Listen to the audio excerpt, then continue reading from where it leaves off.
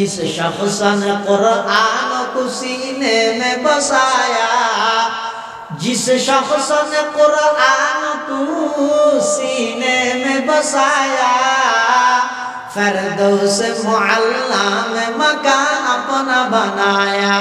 जिस शख्स की औलाद हुए हाफिज कुरान, जिस शख्स की औलाद हुए हाफिज कुरान, महशर में मिलेगा उसे एक ताज दुरहशा, महशर में मिलेगा उसे एक ताज दुरहशा। 10 अहल जहन्नम की सिफारिश वो करेगा, 10 अहल जहन्नम की सिफारिश वो करेगा।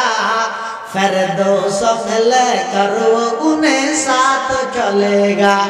10 ने किया हर हरफ पे पाता है मुसलमान, यूं काबिल सदरिश कहे हर हामिल कुरान। जिस शख्स ने कुरान को सीने में बसाया,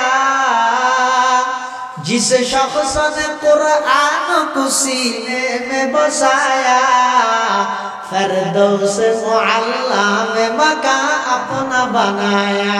क्या खूब है, क्या खूब है कुरान के फैज़ान की बाती, आए मुँह में न करते रहो कुरान की बाती, आए मुँह में न करते रहो कुरान की बाती।